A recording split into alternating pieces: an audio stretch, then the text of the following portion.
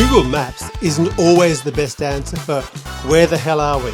We aimed for Ngua and we landed 119 kilometres off, and it turned into the best ride of the trip. So let me pose this. Why does getting lost feel so joyful? Dharma and I get lost a lot, which is really no surprise to anyone who knows me. Give me a map and a compass and I'll still probably end up in Antarctica.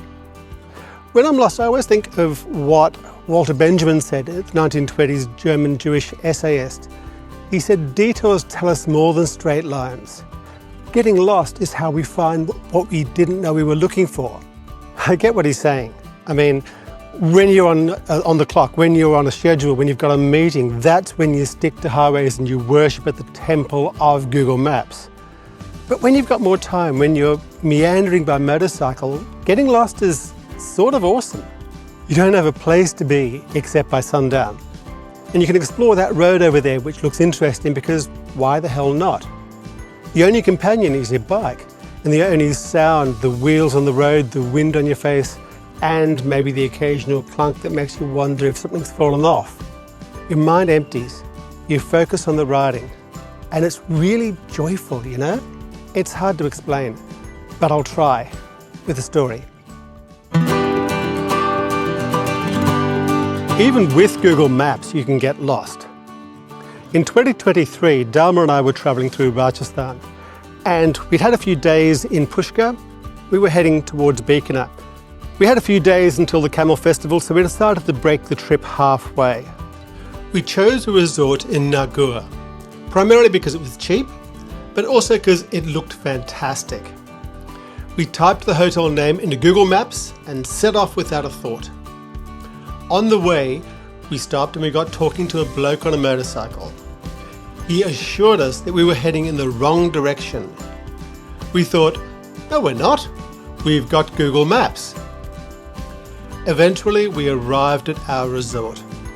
It was nearly everything we were promised. It was cheap and it was beautiful, but it wasn't in Nagaur.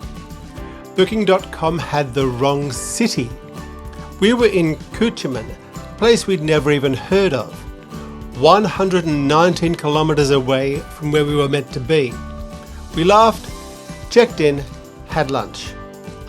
Looking for what to do here, I found a reference to a fort. The next day we set off and got lost going there. We eventually did find the fort, and it was like a fairy tale. It was on this rock way above Kuchaman that we had to climb up to. At the top, our guide, who looked to be approximately 170 years old, but good for it, showed us through. He didn't lecture, he just opened doors. Queen's Mirror Room, he'd say, and in we went. A chamber still lined with cracked glass, walls painted in colours that had no business surviving this long.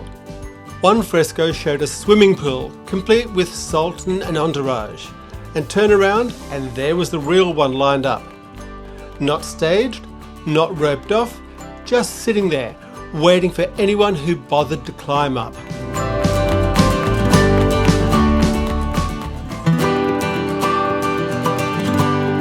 None of that was the plan. Google Maps promised Nagaur, and we got Kuchaman. It was dusty, it was unknown, and honestly one of the best experiences of the trip. So why does getting lost feel so good? If you've ever taken a wrong turn and you found something amazing, you'll know the feeling. And I reckon there are 5 reasons at least. When you're off the map, you stumble onto places that you didn't know existed, that you didn't plan for. Back roads that don't make the tourist guides. Tiny towns where the chai is 50 cents and half the street comes out to stare at your bike. Views that no amount of Googling would ever throw up. Highways are predictable. Efficient, sure, but they never surprise you. It's the wrong turns that do. Think about the stories that people tell, or the stories that you tell. No one ever brags about staying on a highway for 300 kilometres without getting off. What sticks is the track that rattled your teeth loose. The cafe the size of a shoebox where the coffee tasted like rocket fuel. or nearly running over a black snake riding a red dirt road to your outback campsite.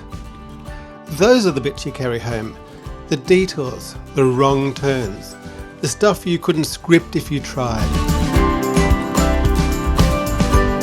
When the GPS fails, when there's no polite voice telling you to turn left in 300 metres, you have to be present in the moment.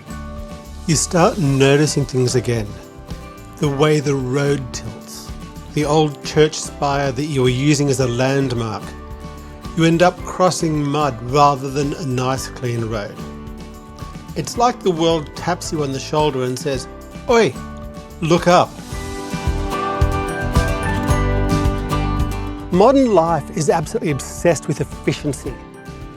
Count your steps, track your sleep, optimize your inbox. It's all about shaving seconds off.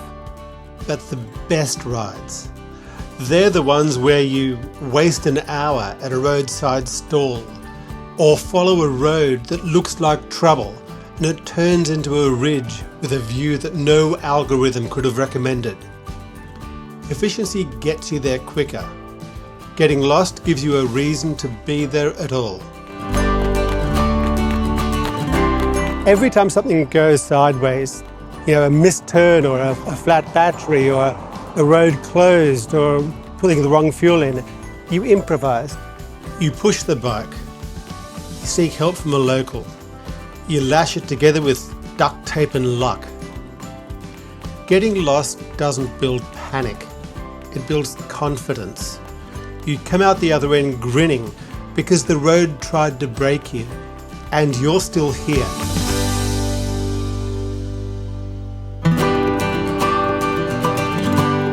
So yeah, getting lost isn't efficient, it isn't fast, it isn't predictable. I absolutely don't recommend it to anyone doing an iron butt. But that's okay, I'm never going to be that guy doing 1,000 kilometres a day. That's literally the opposite to the way I ride. Nietzsche reckoned that all truly great thoughts are conceived when walking. Swap walking for riding and you're halfway there. Getting lost isn't a mistake, it's when the clarity sneaks in.